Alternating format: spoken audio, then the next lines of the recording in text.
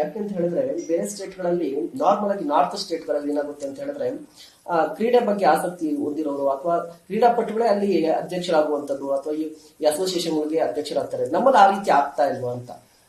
Sir ನಮ್ಮಲ್ಲಿ ಅಂದ್ರೆ ಆ ವ್ಯಕ್ತಿ ಒಳ್ಳೆಯವರು ಅಂದ್ರೆ ಗೋವಿಂದರಾಜ್ ಸರ್ ಇದ್ದಾರೆ ಒಲಿಂಪಿಕ್ಸ್ ಅವರು. ಅವ್ರು ಬಂದ್ಮೇಲೆ ನಮ್ದೊಂದು ಸ್ಟೇಬಲ್ ಆಗಿ ಹಂತವಾಗಿ ತುಂಬಾ ಚೆನ್ನಾಗಿದೆ.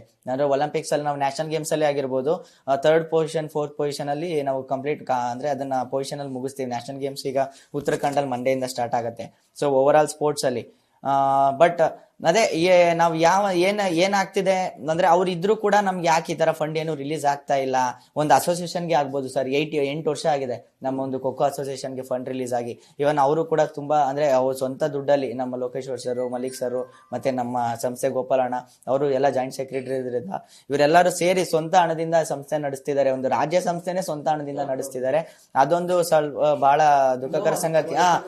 ನೋಡಿ ನಾರ್ಮಲ್ ಆಗಿ ಏನಾಗುತ್ತೆ ಅಂತ ಹೇಳಿದ್ರೆ ಗೊತ್ತ ನಾವು ಮಾತಾಡೋದಾದ್ರೆ ಎಲ್ಲರೂ ಕೂಡ ನೋಡ್ತಾರೆ, ನೋಡಪ್ಪ ಖೋಖೋ ಬಗ್ಗೆ ವಿಶ್ವಕಪ್ ಗೆದ್ದಿದ್ದಾರೆ, ಎಲ್ಲರೂ ಕೂಡ ಈಗ ಮಾತಾಡ್ತಾ ಇದಾರೆ. ಬಟ್ ಈ ಹಿಂದಿನಿಂದಲೂ ಕೂಡ ಆಸಕ್ತಿ ಇರಬೇಕು ಅಂತ.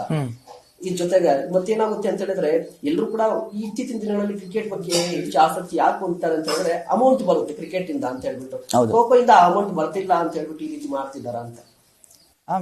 ಅದೇ ಸರ್ ರೀಸನ್ ಇರ್ಬೋದು. ಯಾಕೆ ಗೊತ್ತಾ ಸರ್, ಒಂದು ಪ್ಯಾಷನ್ ಅಂತ ಮಾಡಿದಾಗ ಒಂದು ಡಿಗ್ರಿ ಲೆವೆಲ್ ವರ್ಗು ಅಂತದವರೆಗೂ ಆಡ್ತಾರೆ. ನೀವು ಇಂಜಿನಿಯರ್ ಕಾಲೇಜಲ್ಲೂ ಕೂಡ ಒಂದು ಹುಡುಗಿರ್ ಟೀಮೇ ಹುಡುಗರು ಟೀಮೇ ಆಗಿರ್ಬೋದು ಇಂಜಿನಿಯರ್ ಕಾಲೇಜಲ್ಲೂ ಪಾರ್ಟಿಸಿಪೇಷನ್ ಮಾಡ್ತಾರೆ.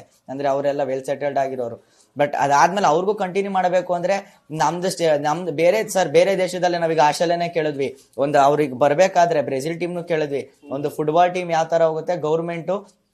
ಈವನ್ ಇಂಗ್ಲೆಂಡ್ ಟೀಮ್ ನೋಡಿ, ಅವ್ರದ್ದು ಇಂಗ್ಲೆಂಡ್ ಖೋಖೋ ಇಂಗ್ಲೆಂಡ್ ಅಂತಿದೆ, ಪಾರ್ಲಿಮೆಂಟ್ ಅವ್ರನ್ನ ಕಳಿಸ್ಕೊಟ್ಟಿದ್ದಾರೆ. ಪಾರ್ಲಿಮೆಂಟ್ ಕರೆಸಿ ಅವ್ರನ್ನೆಲ್ಲರನ್ನು ಒಂದು ಜೆರ್ಸಿ ಎಕ್ಸ್ಚೇಂಜ್ ಮಾಡಿಸಿ ಪಾರ್ಲಿಮೆಂಟ್ ಅಲ್ಲಿ UK ಪಾರ್ಲಿಮೆಂಟ್ ಇಂದ ಬಂದಿದ್ದಾರೆ.